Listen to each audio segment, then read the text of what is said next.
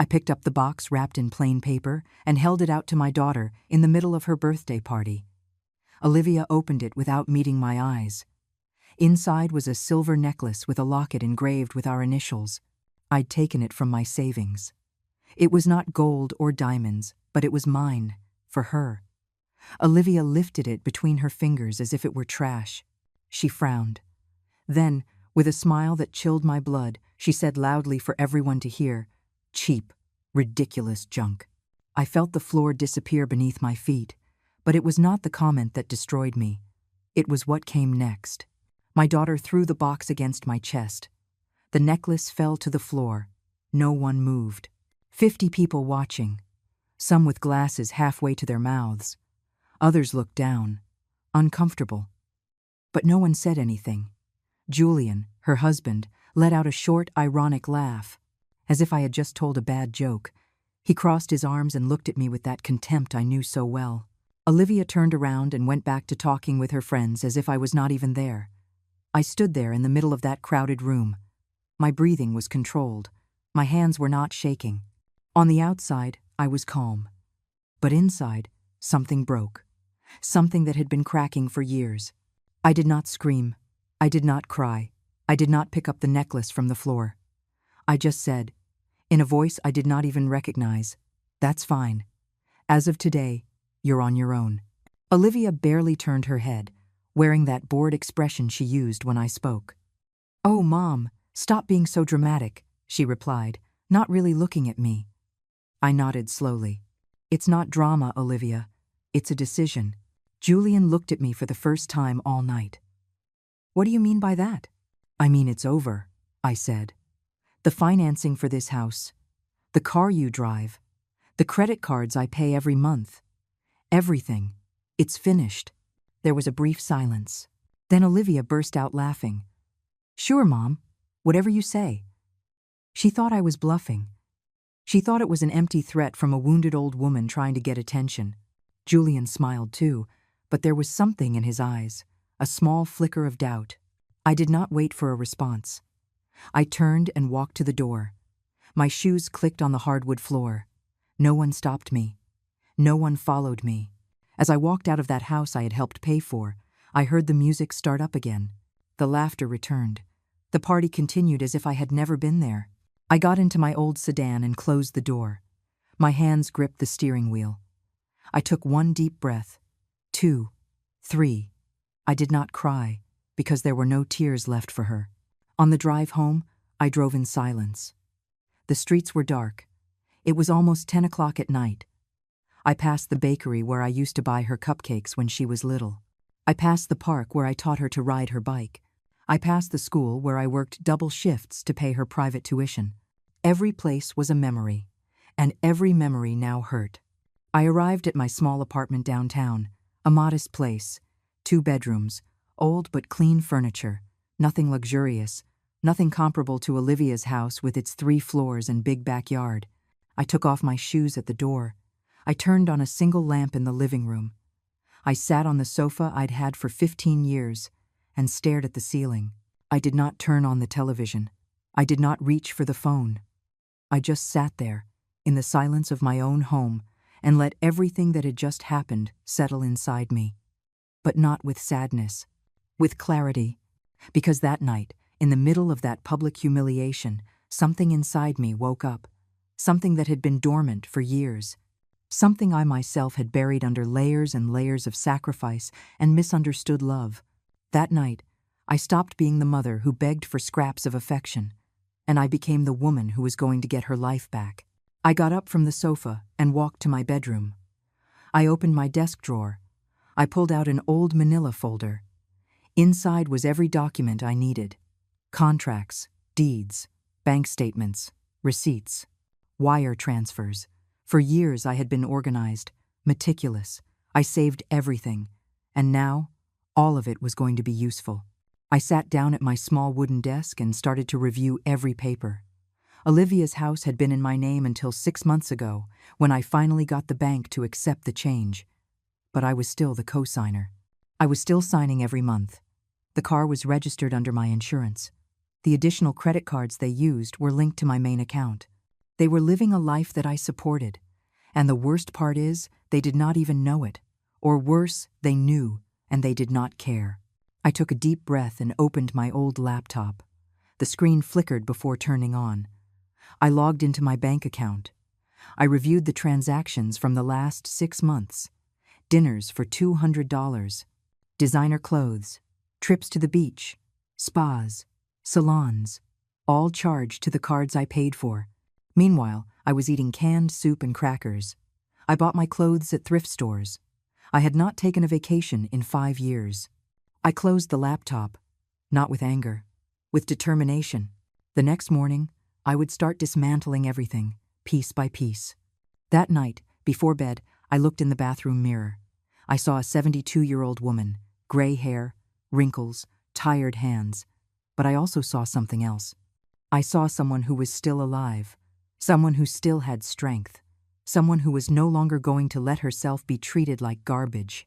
I splashed cold water on my face. I put on my old nightgown and got into bed. The bed was cold. It always was. Ever since my husband died 20 years ago, this bed had been mine alone. I closed my eyes, and for the first time in a long time, I did not dream about my daughter. I dreamed about me. The next morning, I woke up at 6. As always, my body was used to waking up early after 50 years of work. I made a simple coffee and sat by the kitchen window. From there I could see the street waking up, the food trucks setting up their spots, the women sweeping their front steps. Life went on, just like every day. But for me, something had changed. I drank my coffee slowly and let my mind drift back, way back, to when it all began. To when Olivia was just a little girl with big eyes who hugged me every night before bed. I remembered the day she was born. I was 27 years old. Her father, Michael, was so nervous in the waiting room, he almost fainted when the nurse let him in. Olivia arrived crying loudly, her fists clenched, demanding attention from the very first second. And I loved her. My God, how I loved her. The first few years were hard, but beautiful. Michael worked at a factory. I worked part-time at a laundromat. We did not have much money, but we had enough. Olivia wore hand-me-downs from her cousins. She played with second-hand dolls, and she was happy. Then Michael died. It was an accident at the factory. A machine that was not calibrated right. A moment of carelessness. 1 second, my husband was there. And the next, he was gone. Olivia was 5 years old. I remember she did not understand why her daddy was not coming home. She asked me every night when he was coming back. I did not know what to tell her. I could barely breathe from the pain, but I had to be strong. I had to keep going, for her. I got a second job. I cleaned offices at night after working at the laundromat during the day. I slept 4 hours if I was lucky. Olivia stayed with my sister, Carol, while I worked. Sometimes I would not see her awake for days on end, but I kept going. Because that's what mothers do, right? They keep going. When Olivia turned 10, she started to change. She was not the sweet girl who hugged me anymore. She started comparing herself to her classmates at school. She started asking me why we did not have a new car like the Mesa family, why we could not go on vacations like the Salinas family, why her clothes were not name brand. I explained that we were doing the best we could, that money did not grow on trees, that we had the important things: health, a roof over our heads, food. But she did not listen. At 15, Olivia stopped inviting me to her school events. She said I embarrassed her, that my hands smelled like bleach, that my clothes were old, that her friends made fun of me. That hurt more than anything, but I justified it. I told myself it was just part of being a teenager, that she'd grow out of it. She did not grow out of it. When she finished high school, Olivia wanted to study fashion design at a private university. The tuition was $15,000 a year. I did not have that kind of money, but I got a loan. I worked extra shifts. I sold the few valuable things Michael had left me, and I enrolled her. Olivia was happy. For the first time in years, she hugged me. She said thank you. I thought things were going to get better between us. During the first semester, she called me often. She told me about her classes, her projects. I listened to every word like it was gold. I felt useful again. I felt like my sacrifice was worth it. But by the second semester, the calls became less frequent. By the third semester, we barely spoke. She only reached out when she needed money for materials, for outings. For new clothes, she needed to impress her professors. And I always said yes. Olivia graduated at 23. I was at her ceremony. I sat in the very back because she asked me not to sit up front. She said there would be professional photographers, and she preferred pictures just with her friends. I obeyed. After graduating, Olivia got a job at a boutique. It did not pay much, but it was a start. She rented a small apartment with 2 friends. I thought she was finally going to be independent. But she kept asking me for money. For the security deposit? For furniture? For the clothes she needed for work? And I kept giving. At 26, Olivia met Julian. He worked in luxury car sales, always wore expensive suits, always had his hair perfectly styled. He spoke with the confidence of someone who has never had to worry about money. The first time I met him, I knew something was not right. The way he looked at me, like I was something insignificant, something to be tolerated only because he had to. But Olivia was in love, or at least it seemed like it. They got married a year later. The wedding cost $30,000. I paid for half. Julian and his family paid the other half, but they made it very clear that their contribution was more generous, that they were doing us a favor. At the wedding, Olivia sat me at a table in the back, next to distant cousins I barely knew. Julian danced with his mother all night. Olivia did too. But they never asked me to dance. I left early. No one noticed I was gone. After the wedding, I thought Olivia would mature, that she'd build her life with Julian, that I could finally rest a bit. But that's not what happened. 2 years into the marriage, Olivia got pregnant. She was excited. Julian, too. I was going to be a grandmother. But Olivia lost the baby at 4 months. It was devastating for her. And for me, too. I went to the hospital. I stayed with her all night. I held her hand while she cried. I told her everything would be okay, that she could try again. Julian was not there. He said he had to work, that he could not miss an important meeting. Olivia made excuses for him. She said I did not understand the pressure of his job. After that loss, Olivia changed. She became more bitter, more demanding. She started spending money on unnecessary things. Clothes she never wore. Expensive decorations for the house. Trips that only numbed her problems for a few days. And I kept paying. 3 years ago, Olivia and Julian decided to buy a house. A big house in an exclusive neighborhood. I did not have the money to help them with the down payment. But I took out another loan. I put my own apartment up as collateral. And I gave them $50,000. Olivia cried when I gave her the check. She hugged me. She told me I was the best mom in the world, that she would never forget it. But she did forget. As soon as they moved into that house, I stopped existing for her again.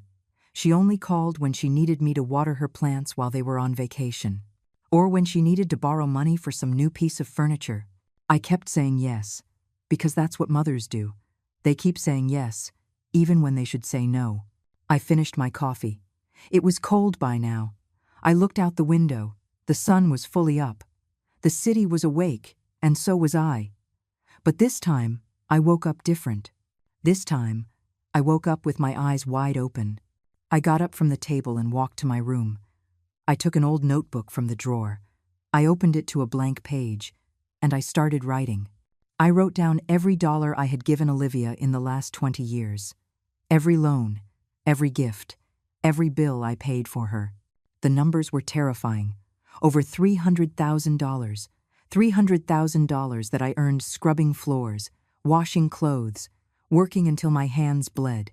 And in return, I got a necklace thrown on the floor. I closed the notebook. I took a deep breath. And in that moment, I made the final decision. I was no longer going to remember my daughter with blind love. I was going to remember her with clarity. Monday morning, I went to the bank. It was a normal day. The sky was gray. The streets were full of people heading to work. I had my old purse slung over my shoulder and walked with a steady pace. I was 72 years old, but my legs still worked. I walked into the bank at 9 o'clock sharp. The air conditioning hit my face. I sat in the waiting area and watched the people around me. Young people looking at their phones. Men in suits reviewing documents. No one paid any attention to me. To them, I was just another old woman running boring errands. But what I was about to do was not boring. When they called my name, I got up and followed the bank employee to her desk. She was a young woman, maybe 30, hair pulled back. Professional smile. "Good morning, Mrs. Thompson. How can I help you today?" I took out my ID and placed it on the desk. "I'm here to cancel the additional credit cards linked to my main account." The employee blinked. "The additional cards? Are you sure?" "Completely sure." She typed something into her computer. "I see you have 2 additional cards. One in the name of Olivia Miller and another for Julian Miller. Do you want to cancel both?" "Yes, both." "May I ask the reason?" I looked her directly in the eyes. "They are no longer necessary." The employee nodded slowly. "All right. I just need you to sign here and here." She passed me some documents. I signed without hesitation. "All set," she said. "The cards will be canceled within 24 hours. "Thank you." I stood up and walked out of the bank. The first step was done, but I did not stop there. I went straight to the insurance agency. It was a small office 3 blocks from the bank. The agent was an older man who had known me for years. Mr. Davis. Always polite, always proper. "Eleanor," he greeted me when I walked in. "What a surprise to see you. Everything all right?" "Everything is fine, Mr. Davis. I'm here to make some changes to my policies." "Of course, tell me what you need." I pulled out a copy of the policy for Julian's car. It was in his name, but I was the policy holder. I paid the premium every month. "I want to cancel this policy," I said. Mr. Davis took the document and reviewed it. He frowned. "Are you sure? This is a new car. If you cancel the insurance and he keeps driving it, he could get into serious trouble." "I know. And you're okay with that?" "Completely." Mr. Davis looked at me with curiosity, but he did not ask any more questions. "All right. Give me a moment." He typed on his computer. "The cancellation will be effective as of next month. Is that fine?" "Perfect." I signed the necessary papers and left the office. The second step was done. I returned to my apartment around noon. I made myself a simple sandwich and sat down at my laptop. I opened my email. I had a message from the management office for Olivia's neighborhood. It was a reminder for the monthly payment. $3,200. I was the cosigner. If Olivia did not pay, the bank would charge me. And I always ended up paying, because she'd say she was a little short that month, that she'd pay me back next month. She never paid me back. I replied to the email. I requested a meeting with the property manager. They gave me an appointment for Wednesday. I closed the laptop and lay down on the sofa. My body was tired, not from physical exertion, but from the emotional weight of everything I was doing.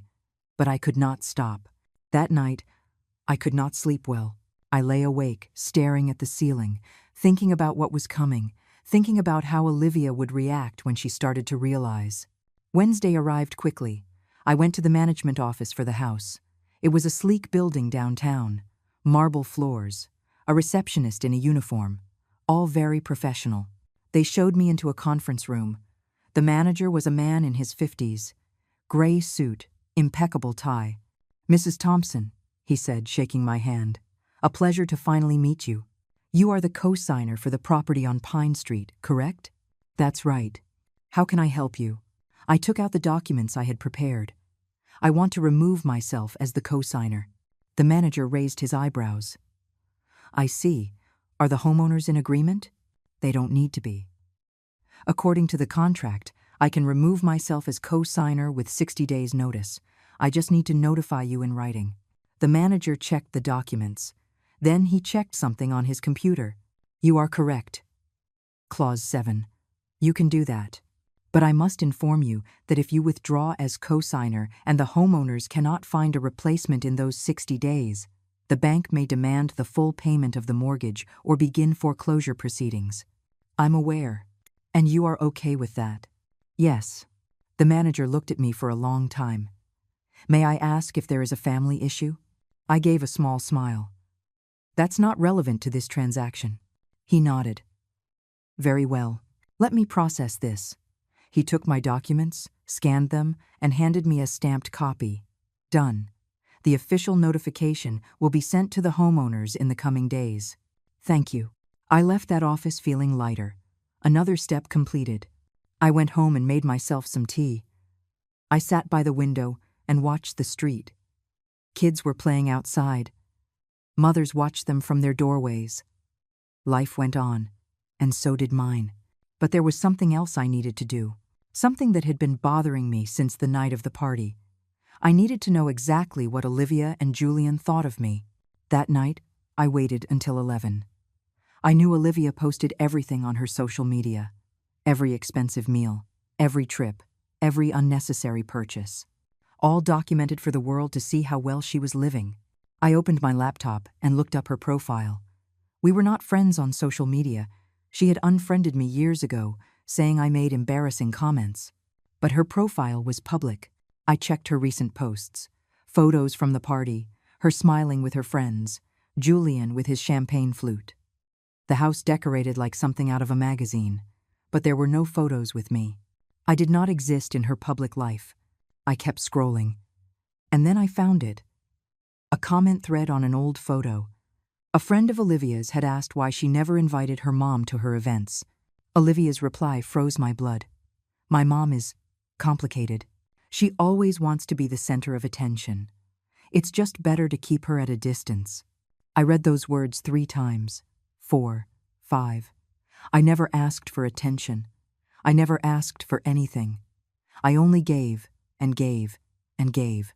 And this is how she repaid me. I closed the laptop. My hands were shaking. Not from sadness, from contained rage. But I did not explode. I did not scream. I did not cry. I just took a deep breath and let that anger turn into something more useful. Cold determination. The next day, I called my old friend Sharon. We did not talk often, but she had always been loyal, always been honest with me. We met at a small cafe near the market. Sharon arrived with her usual warm smile. We hugged. We ordered coffee. "Eleanor," she said after a moment, "you look different." "Different how?" "I don't know." "More serious." "More." "Decided." I gave a small smile. "I'm making some changes in my life." "What kind of changes?" I told her everything. The party, the necklace, the humiliation. And what I was doing now. Sharon listened in silence. When I finished, she put her hand on mine. "It's about time," she said simply. "Do you think I'm doing the right thing?" "Eleanor, you have given your entire life for that girl, and she has treated you like garbage. Yes, you are doing the right thing." Her words gave me the confirmation I needed. That night, I went home and took out my notebook again. I made a list of everything I still needed to do. Cancel automatic transfers. Talk to my lawyer about the will. Remove my name from any joint documents. The list was long, but I had time, and I had determination. I went to bed that night, knowing there was no turning back. The abyss was already open, and Olivia did not even realize she was about to fall into it. On Thursday morning, I woke up with a clear purpose. There were no more doubts, no more guilt, only the execution of the plan. I got dressed in comfortable clothes, grabbed my purse, and headed downtown. I had an appointment with Mr. Mason, an attorney Sharon had recommended years ago. His office was in an old but well-maintained building. I walked up the stairs to the 3rd floor. The receptionist showed me in immediately. Mr. Mason was a man in his 60s, gray hair, thick glasses. He had the look of someone who has seen all kinds of family tragedies. "Mrs. Thompson," he greeted me, shaking my hand. "Please, sit down. How can I help you?" I took out all the documents I had prepared. Bank statements, contracts, transfer receipts. Everything was organized in folders by year. "I need to revise my will," I said directly, "and I need to protect my assets." Mr. Mason took the documents and began reviewing them in silence. His eyebrows raised every time he turned a page. After several minutes, he set the papers on his desk and looked at me. "Mrs. Thompson, you have invested a considerable amount of money in your daughter and son-in-law." "I know." And now you want to withdraw all that support? Yes. May I ask what happened? I told him the whole story, from the necklace to the social media comments. Mr. Mason listened without interrupting. When I finished, he nodded slowly. I understand. What you want to do is completely legal. You have every right to manage your assets as you see fit. No one can force you to continue supporting adults who are capable of working. Exactly. Now, the lawyer continued, I need you to understand the consequences. If you remove yourself as co-signer for the house and they cannot pay the mortgage, they will lose the property. If you cancel the cards and insurance, they will have to find their own options. This can create a very serious conflict. I don't care anymore. Mr. Mason looked at me with something that looked like respect. All right. Then let's begin. First, we'll modify your will. Currently, according to this document from 5 years ago, your sole heir is Olivia Miller. Do you wish to change that? Yes. I want to leave everything to a foundation for elderly women, or divide it among charities. Anything but leave it to her. Understood. I will draft the new will this week. I also recommend we revoke any power of attorney she might have over you. Power of attorney? Mr. Mason checked the documents again. Here's one. Signed 3 years ago. It gives your daughter authority to make medical and financial decisions if you are incapacitated. I felt a chill. I did not remember signing that, but then I did. It was after I had a fall at home. Olivia insisted it was necessary, just in case something worse happened. I signed without reading it properly. Cancel it, I said firmly. We will do that today. We spent the next hour reviewing every document, every contract, every agreement. Mr. Mason took notes on a yellow legal pad. Occasionally he asked technical questions, which I answered as best I could. When we finished, he leaned back in his chair. Mrs. Thompson, all of this will take about 2 weeks to complete. Legal documents need time to be processed. But once they are ready, you will be completely independent. No member of your family will have access to your decisions or your assets. Perfect. One last thing, Mr. Mason added. I recommend you open a new bank account at a different bank and transfer your savings there. If your daughter has access to your current account information, it's better to be safe.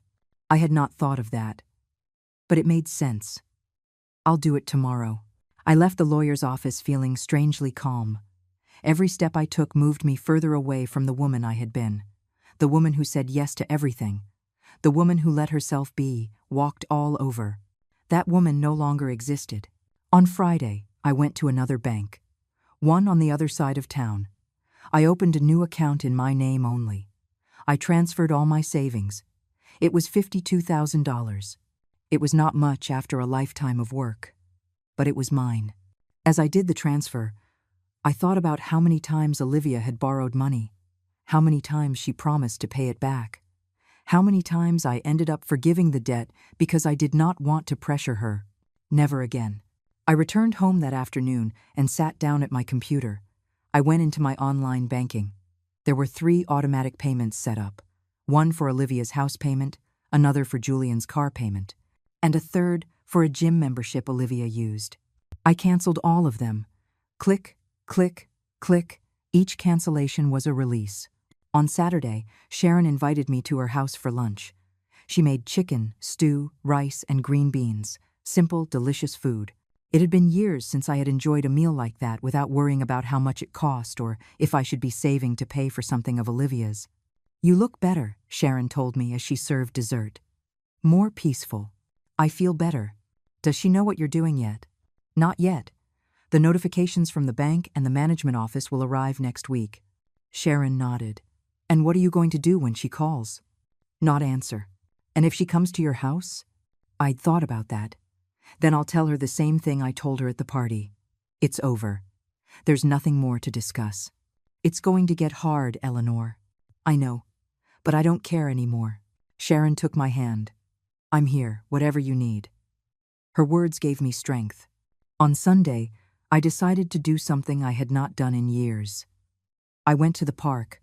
I sat on a bench under a large tree and watched the families pass by, children running, parents chasing them, grandparents pushing strollers. I wondered what my life would have been like if Michael had not died, if we had grown old together, if Olivia had grown up with both parents. Maybe things would have been different. Or maybe not. Maybe Olivia was always going to be who she was. Someone who valued appearances more than people. Someone who measured love in dollars. I stayed in the park until the sun began to set. Then I walked back home. My legs ached a little. My back, too. But my mind was clear. That night, before sleeping, I checked my phone. No messages from Olivia. No calls. Nothing. To her, I was still invisible. But that was about to change. Monday started quietly. I woke up early as usual, made my coffee, sat by the window. Everything seemed normal, but I knew that at some point this week, Olivia would receive the notifications. The bank would inform her of my withdrawal as co-signer. The insurance company would confirm the cancellation of the car policy. The credit cards would stop working. And then, it would all begin. I spent the morning cleaning my apartment. Not because it was dirty, but because I needed to keep my hands busy. I washed the dishes. I swept the floor. I organized my closet. At 2 o'clock in the afternoon, my phone rang. It was a number I did not recognize. I did not answer. I let it go to voicemail. Minutes later, it rang again. The same number. I did not answer. Then I received a text message. It was from Olivia. "Mom, I need to talk to you. Urgent, call me." I did not reply. Another message arrived 5 minutes later. "Mom, the bank sent me a letter. It says you removed yourself as co-signer. What does that mean?" I did not reply. Then another. "Mom, answer me." I turned off the phone. I sat on the sofa and took a deep breath. My hands were not shaking. My heart was beating normally. I was surprisingly calm, because this was what I had planned. This was what needed to happen. Olivia had to feel what I had felt for years. The uncertainty, the powerlessness, the abandonment. I turned the phone on an hour later. I had 17 missed calls and 32 messages, all from Olivia. I read them one by one. At first, they were confused, then desperate, then angry. "What is wrong with you? Why are you doing this?" "Mom, if this is about the party, I already said I was sorry. I did not remember any apology. I need you to talk to me. Julian says you're crazy." That last line made me smile. Crazy. After everything I did for them, now I was the crazy one. Perfect. I'd let them think that. That night, I slept better than I had in years. Because finally, I was taking control. And they were beginning to understand that they no longer had power over me. Tuesday morning, I went to the market just like every day. I bought fresh vegetables, some chicken, rice, the basics. While I waited in line, my phone vibrated in my pocket. I did not take it out. I knew who it was. When I got home, I checked the messages. There were over 50 now. Olivia was panicking. Julian had started texting me too. His messages were different. More calculated. More fake. "Eleanor, I think there's been a misunderstanding. We can talk about this as a family. Eleanor, Olivia is very distressed. I don't understand what happened. Please, answer. We are your family." Family. That word seemed so hollow to me now. Empty, like a shell with nothing inside. I did not reply to any of them. Instead, I called Mr. Mason. "Mrs. Thompson," he greeted me. "I was just about to call you. The new will is ready, and the document revoking the power of attorney is too. You can come in and sign them tomorrow." "Yes, I'll be there at 9. "Perfect. I also prepared a formal letter notifying your daughter of these changes. By law, she must be informed that she is no longer an heir or has authority over your decisions. Send it. Are you sure? This will make things very real, very fast." "I'm sure." I hung up and made myself some tea. I sat by the window. The sky was overcast. It looked like it was going to rain. I thought about everything I was doing, about how it would look from the outside. A mother taking everything away from her daughter, abandoning her in her time of need. But no one knew the whole story. No one knew the years of humiliation, the ignored sacrifices, the despised love. No one except me. And that was enough. On Wednesday, I went to Mr. Mason's office. I signed all the documents: the new will, the revocation of power, the formal notifications. My hand moved firmly over each page. No doubts. No tremors. All set, the lawyer said when I finished. Everything is in order. The certified letters will be sent today. Olivia will receive them in 2 or 3 days. Thank you. I left the office feeling another weight lift. Every document signed was a chain broken. Every notification sent was a step toward my freedom. That afternoon, as I walked down the street back home, I saw a young mother with her little daughter. The girl looked to be about 5 years old. She wore a pink dress and shoes that were already dirty from the park. The mother was gently wiping the girl's face as she laughed. I stopped to watch them for a moment. I remembered when Olivia was like that. Small, innocent, when she looked at me like I was her whole world. When did it all change? Was it my fault? Did I give her too much? Did I teach her that she did not have to value anything because there would always be more? Maybe. Or maybe some people are just born without the capacity for gratitude. I kept walking. On Thursday, I received a call from the bank. It was the employee I had spoken with days before. Mrs. Thompson, I'm just calling to confirm that the cancellations were processed correctly. The additional cards are inactive, and we received your request to be removed as co-signer. Thank you. I must also inform you that the homeowners came to the bank yesterday. They asked if there was any way to reverse your decision. My heart gave a small jump. And what did you tell them? That only you can reverse it. And that if they do not find a new co-signer in 45 days, the bank will review their ability to pay. If they don't qualify on their own, they will have to sell the property or face foreclosure. I understand. Is there anything else I can help you with? No, that's all. I hung up and stared at the phone. So they had gone to the bank. They had tried to fix it without talking to me first. Typical.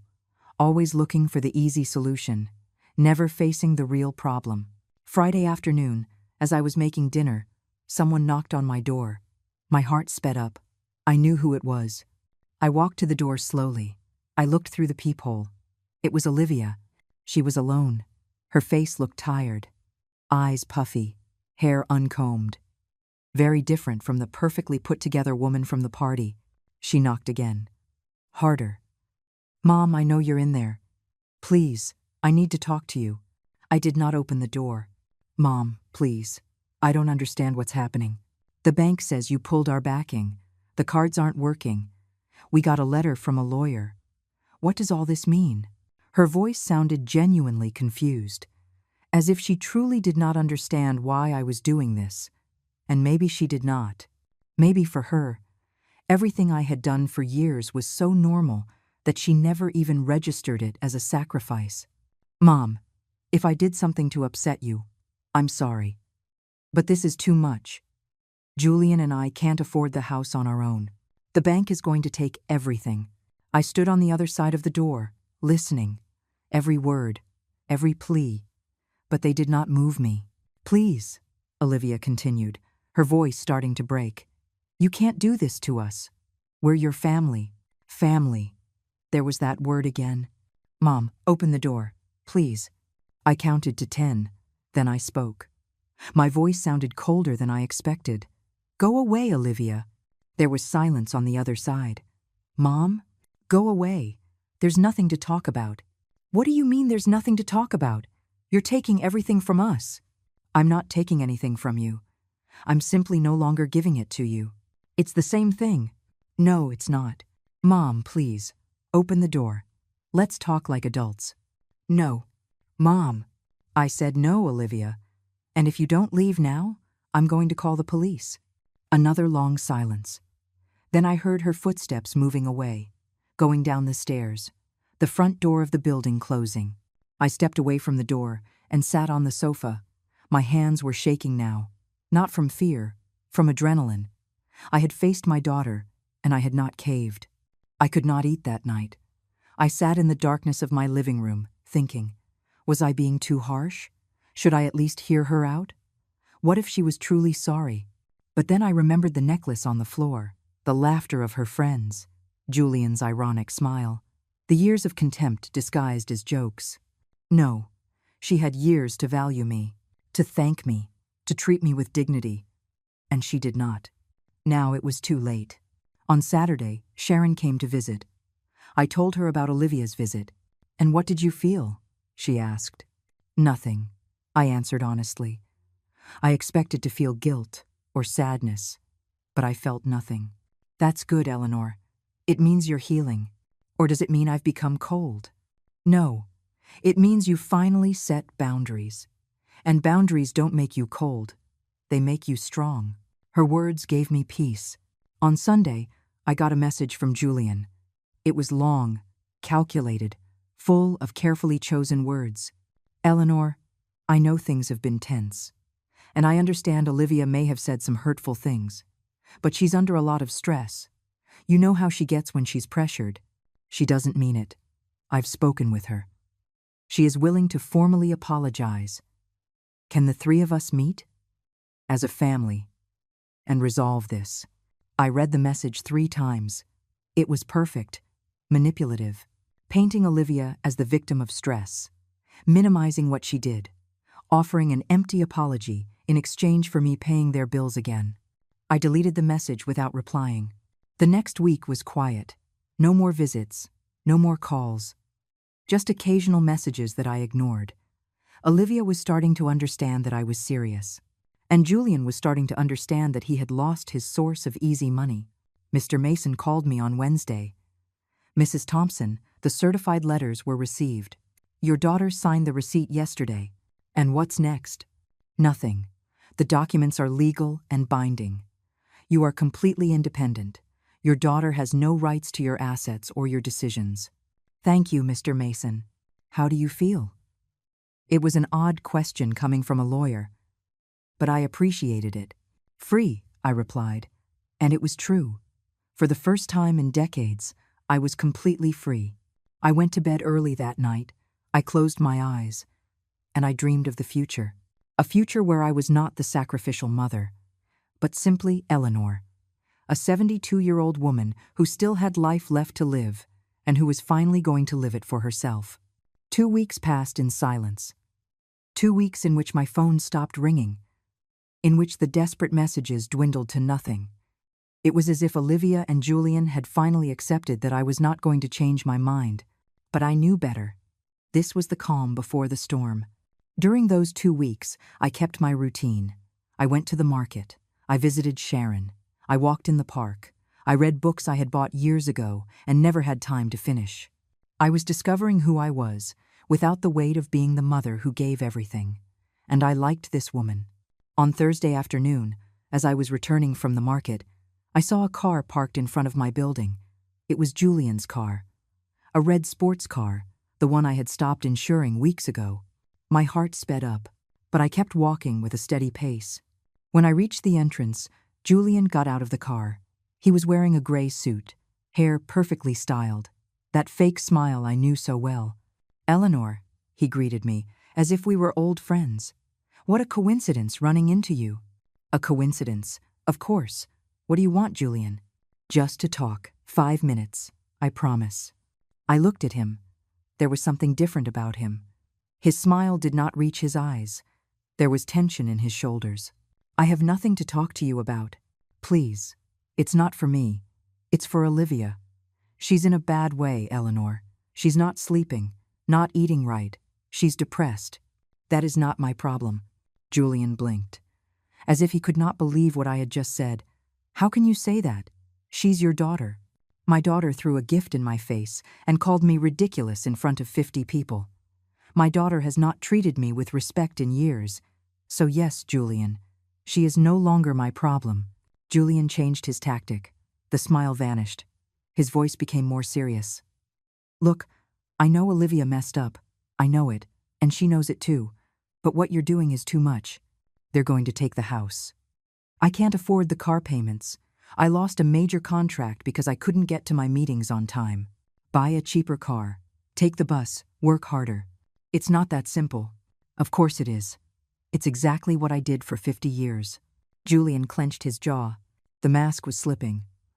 "We're not like you, Eleanor. We have a standard of living. Social obligations.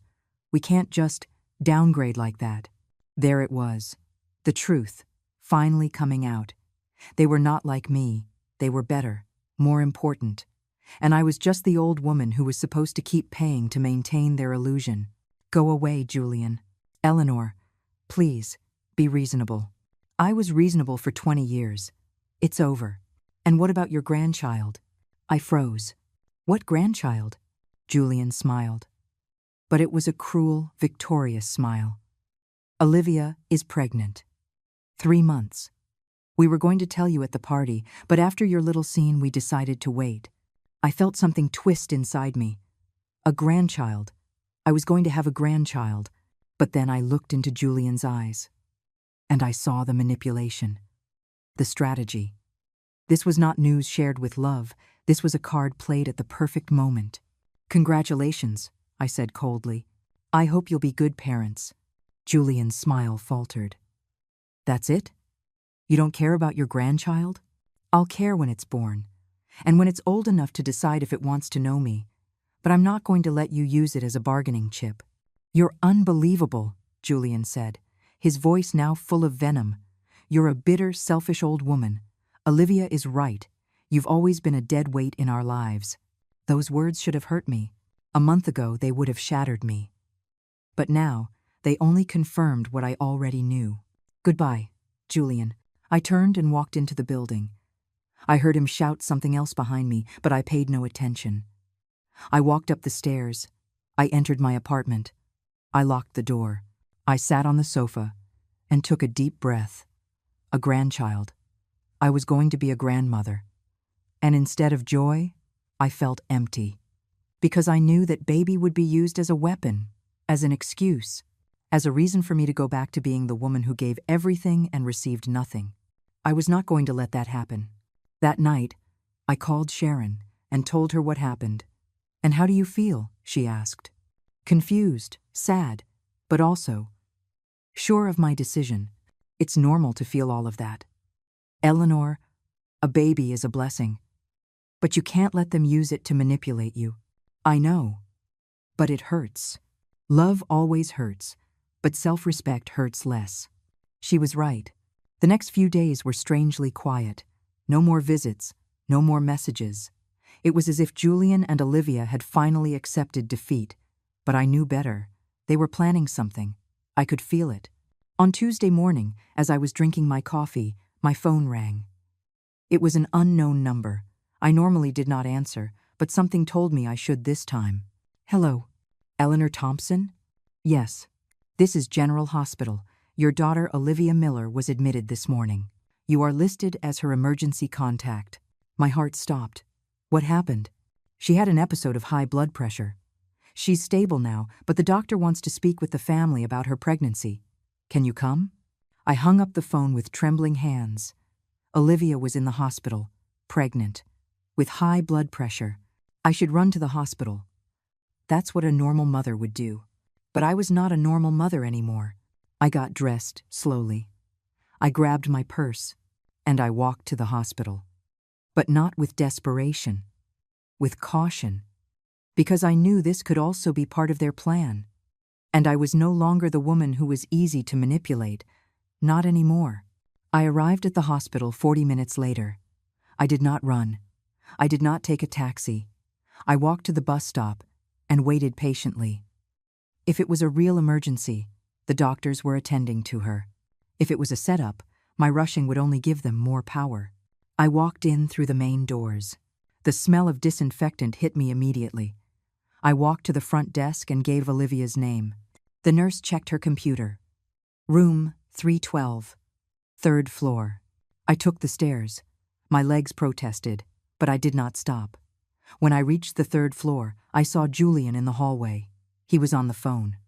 When he saw me, he hung up quickly. Eleanor. You came.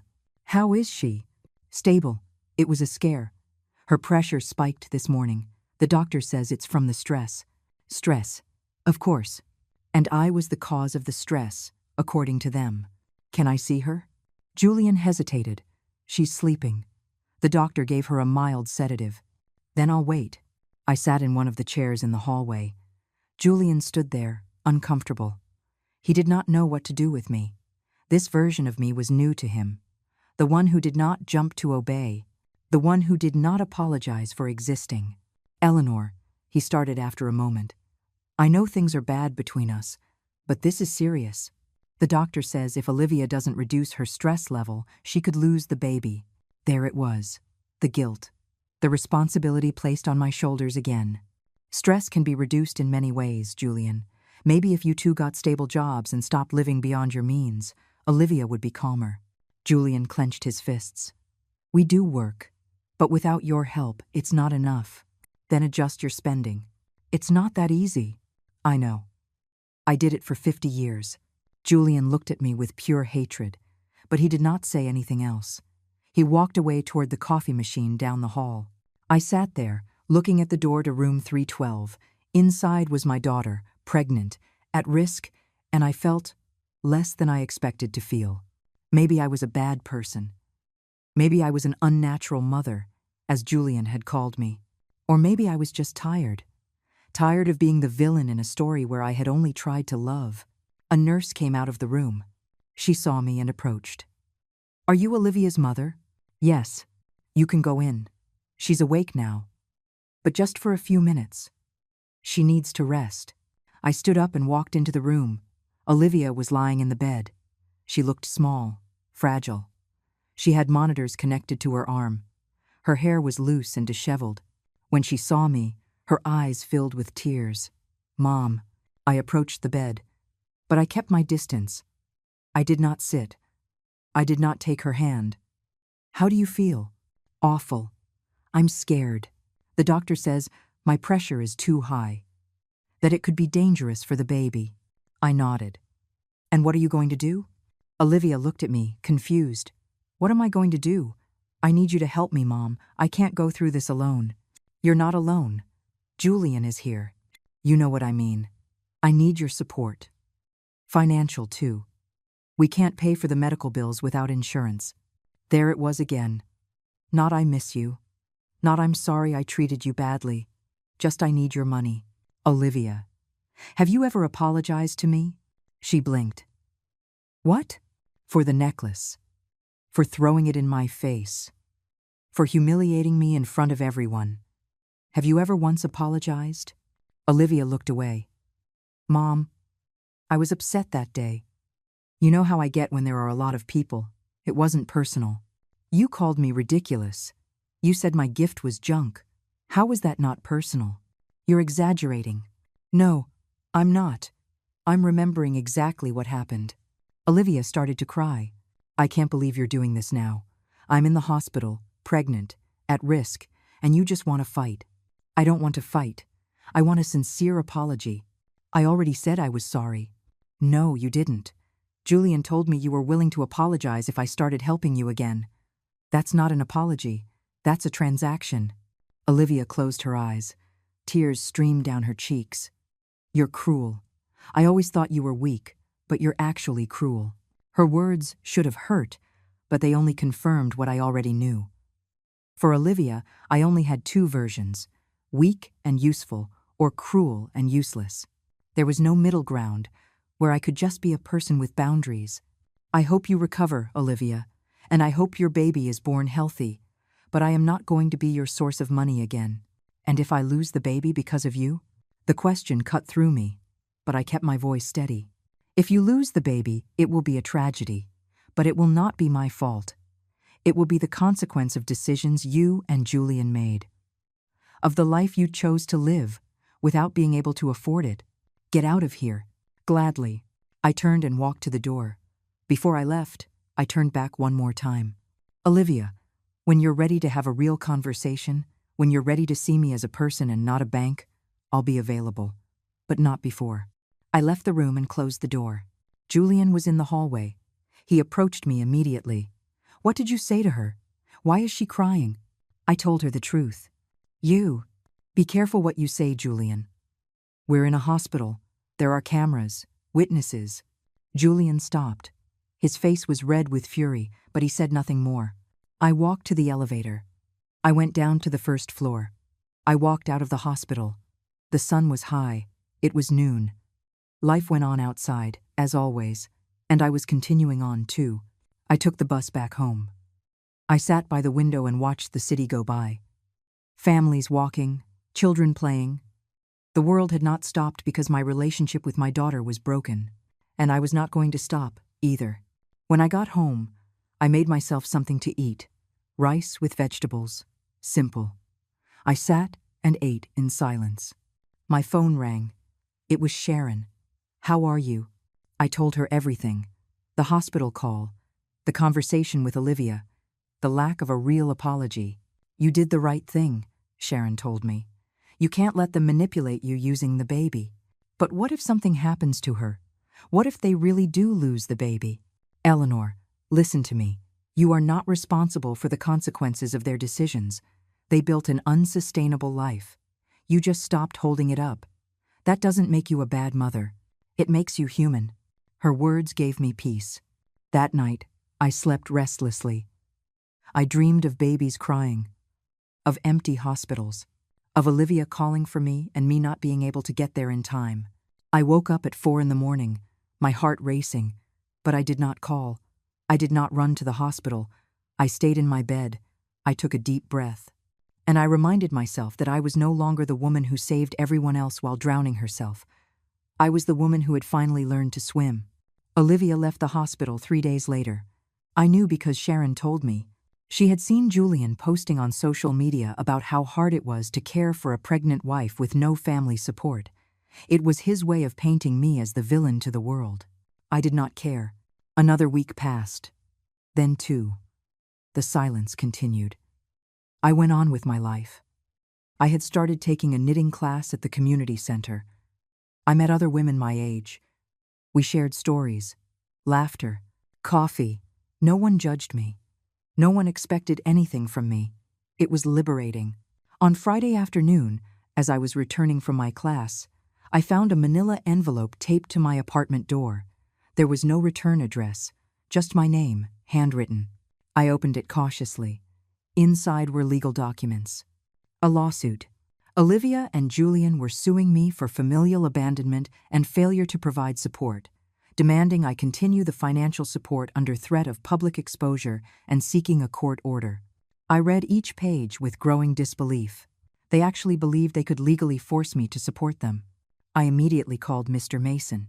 "Don't worry, Mrs. Thompson," he said after reviewing the documents I sent him photos of. "This has no legal basis whatsoever. Adult children are not entitled to maintenance from their parents, especially when they are capable of working. It's an intimidation tactic. What should I do? I will handle it. We will respond formally, and if they want to take this to court, we will. But I warn you, if we go to trial, everything will come out. The years you supported them, the evidence of their ingratitude, everything. So be it. Are you sure? It will be public. Painful. I'm sure." I hung up the phone and sat on the sofa. My hands were shaking, but not from fear, from rage, from indignation. How dare they, after everything I did, after every sacrifice, now they were suing me? But then something inside me shifted. The rage turned into clarity. They had given me exactly what I needed. A reason to expose everything publicly.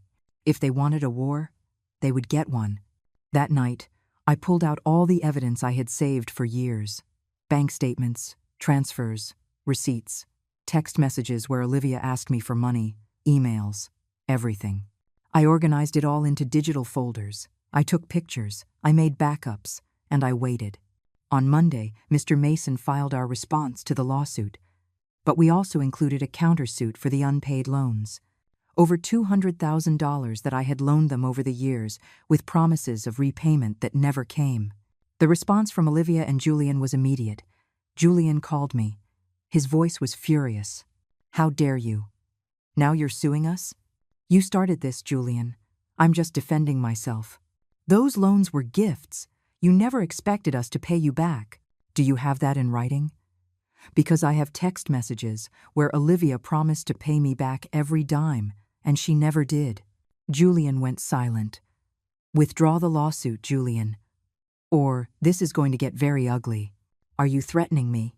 "No, I'm warning you. If this goes to trial, everything will come out. Every lie, every manipulation, every time you used me and threw me away. Do you really want the world to know what kind of people you are? Julian hung up. 2 days later, I received a message from Olivia. It was a long audio file. Her voice sounded tired, defeated. Mom, I don't know what else to do. Julian says you're destroying us, that you're a resentful woman who wants to see us suffer. I don't want to believe that, but I don't understand what you want from me. I already apologized. What else do I have to do? Get on my knees? Beg you? I have no pride if that's what you're looking for. I'm pregnant. I'm scared. And my own mother has abandoned me. I listened to the audio 3 times, and I felt nothing, because it was not an apology. It was victim blaming. It was emotional manipulation wrapped in soft words. I did not reply. On Thursday, Mr. Mason called. Mrs. Thompson, they want to negotiate. They're offering to drop their lawsuit if you drop yours. No. Are you sure? We could end this here. I don't want to end it here. I want it to go to trial. Why? Because they need to understand that their actions have consequences. For years, they've treated me like I'm invisible, like my only purpose was to give them money. I want a judge to tell them, publicly, that they are wrong. The lawyer sighed. I understand. Then we will prepare everything for trial. The following weeks were intense. Meetings with the lawyer, preparing evidence, written declarations. Julian tried to contact me several times. Olivia too. They offered different versions of apologies, different promises, different pleas, all of them empty, all of them too late. Sharon came with me to every meeting. She held my hand when the emotions threatened to overwhelm me. She reminded me why I was doing this. It's not revenge, she told me. It's justice. It's setting boundaries. It's teaching them they can't treat people this way. A week before the trial, I received an unexpected call. It was Julian's mother. We had never had much of a relationship. She had always looked down on me, as if I were inferior to her family. Eleanor, she said in a cold voice, we need to talk. Go ahead. My son told me about the situation. I think you're being dramatic. Olivia is young. She made a mistake. But what you are doing is excessive. Dramatic? Your son and my daughter sued me first. Because you pushed them to it. You left them with nothing. What did you expect them to do? I expected them to work, like adults do. My son works. Your son lives beyond his means. And he expected me to pay the difference for the rest of my life. Julian's mother was quiet for a moment. Then she said something that surprised me. You know Olivia could lose the baby from this stress, right? Can you live with that? If Olivia loses the baby, it will be a tragedy. But it won't be because of me. It will be because of the decision she and her husband made. Because of the life they built on lies and debt. Are you a heartless woman? No. I'm a woman who finally learned to say no. I hung up. The night before the trial, I could not sleep. I sat by the window, looking out at the city. The lights twinkled in the distance. The world kept spinning, and tomorrow everything would change. Tomorrow, my story would be heard. Tomorrow, Olivia and Julian would have to face the truth. I lay down around dawn. I closed my eyes, and for the first time in weeks, I did not dream about them. I dreamed about me, walking alone, free, whole. The day of the trial dawned gray. I dressed in a simple brown suit I had bought years ago. I pulled my hair back. I looked in the mirror. The woman looking back at me was different from the one 3 months ago. She had the same age, the same wrinkles, but her eyes were different. There was no pleading in them anymore, only determination. Sharon came to pick me up. We went to the courthouse together. The building was imposing. Concrete steps, tall columns, people coming and going with files under their arms. Mr. Mason was waiting for us at the entrance. Everything is ready. Remember, stay calm. Answer honestly. The truth is on our side. I nodded. We entered the courtroom. Olivia and Julian were already there, sitting with their lawyer. Olivia's belly was prominent now, 5 months pregnant. She looked tired. Julian looked at me with pure hatred. I did not look away. The judge entered. We all rose. He was an older man, in his 60s, with glasses and a serious expression. We will proceed with case number 4532. Thompson versus Miller and Miller. Olivia's lawyer spoke first. He presented his case. He spoke of a daughter abandoned by her mother at a vulnerable time, of a high-risk pregnancy, of the cruelty of withdrawing financial support for no reason. Every word was designed to paint me as a monster. Then Mr. Mason spoke. He presented the evidence. The bank statements, the transfers, the unpaid loans, the text messages where Olivia constantly asked for money, the social media posts where she flaunted luxuries while I lived on the bare minimum. The judge reviewed every document in silence. "Mrs. Eleanor Thompson," he called finally. "You may approach the stand." I stood up. My legs were shaking slightly, but I walked with a firm step. "Ma'am, why did you decide to withdraw financial support from your daughter?" I took a deep breath. Because for years, I was only a source of money for her. I was never her mother. I was never valued. And on her birthday, when I gave her a simple gift, she threw it on the floor and humiliated me in front of everyone. I understood then that I wasn't her family. I was her bank. And you did not consider that she might be in difficulty? I considered that she and her husband are able-bodied adults. I considered that I am 72 years old, that I worked for 50 years in hard jobs, that I sacrificed my entire life, and that I deserved to rest without continuing to be used. The judge nodded. "Mrs. Olivia Miller, please approach." Olivia stood up. She walked to the stand, holding her belly. A perfect performance. "Ma'am, is it true you threw your mother's gift on the floor?" Olivia hesitated. I was stressed that day. There were a lot of people. I didn't mean it. Did you apologize afterward? Silence. "Ma'am, did you apologize to your mother?" Not in those exact words. But she knew that. Answer yes or no. No. The judge reviewed more documents. "I see here you and your husband live in a $400,000 house, that you drive luxury cars, that you spend over $3,000 a month on non-essential expenses. Is that correct?" We work. We have a right to live well. "And how much do you both earn per month?" Olivia's lawyer intervened. "Your Honor, I don't see the relevance." "Answer the question, ma'am." Olivia lowered her voice. "About $5,000. And your mortgage and monthly expenses total $7,000. So you are living beyond your means. And you expected your 72-year-old retired mother to cover that difference indefinitely." It was not a question. It was a statement. Olivia did not answer. The judge took off his glasses and cleaned them slowly. Then he spoke. "I have reviewed all the evidence, and my decision is as follows. This lawsuit has no legal merit. Adult children are not entitled to maintenance from their parents, especially when they are capable of working and have chosen an unsustainable lifestyle. Mrs. Eleanor Thompson has every right to manage her resources as she sees fit." Olivia started to cry. Julian slammed his fist on the table. Furthermore, the judge continued, "I have reviewed Mrs. Thompson's countersuit for unpaid loans, and I find sufficient evidence that these loans existed and were not paid. Therefore, I order Olivia Miller and Julian Miller to pay the sum of $200,000 to Mrs. Eleanor Thompson within a period of no more than 2 years, with monthly payments of $8,000. Julian stood up. "That's impossible. We can't pay that." The judge looked at him coldly.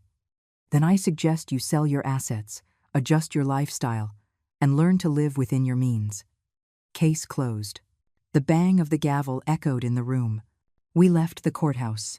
The sun had finally come out. Sharon hugged me. Mr. Mason was smiling. "We did it, Mrs. Thompson. Justice." I nodded. But I did not feel triumphant. I felt peace. Olivia and Julian came out minutes later. She was crying. He was yelling into his phone. They saw me and walked over. "Are you happy now?" Julian asked. "You destroyed us. We're going to lose everything." "No. You destroyed yourselves. I just stopped holding up your lie." Olivia looked at me with red eyes. "I hate you. I never want to see you again." Her words should have broken me, but they only set me free. "That's fine, Olivia. I don't need to see you, either." I turned around and walked to Sharon's car. I did not look back. The following months were a transformation. Olivia and Julian sold the house. They moved into a small apartment. Julian got a second job. Olivia had to stop spending on luxuries. I never heard from them directly again. My grandchild was born in December. I knew because a distant cousin sent me a photo. He was beautiful. He had Olivia's big eyes from when she was a baby. I cried when I saw that photo. But not from sadness, from acceptance. Maybe one day, when that boy was older, he would come looking for me, and I would be here. But I was not going to beg. I was not going to chase. I had learned the most important lesson of my life. You cannot force anyone to love you, not even your children. I used the money I had left to travel. I went to the beach for the first time in 20 years. I met new people. I made friends. I took more classes. I read books. I lived. One afternoon, while drinking coffee in the park, a woman sat down next to me. She was older than me, maybe 80. "Excuse me," she said. "Are you Eleanor Thompson?" "Yes. I read about your case in the newspaper. I just wanted to say, thank you." "Thank you?" "For doing what so many of us are afraid to do. For setting boundaries, for reminding us that we deserve respect, even from our own children." That conversation filled me more than any hug from Olivia in the last 20 years, because I understood something fundamental. I had not lost a daughter. I had gotten my life back. Today, I am 73 years old. I live alone in my small apartment. I do not have luxuries. I do not have a family that visits me every Sunday. But I have peace. I have dignity. I have the freedom to say no. And I have my name back. I am no longer just Olivia's mom. I am no longer just the one who pays. I am Eleanor. And my story is just beginning.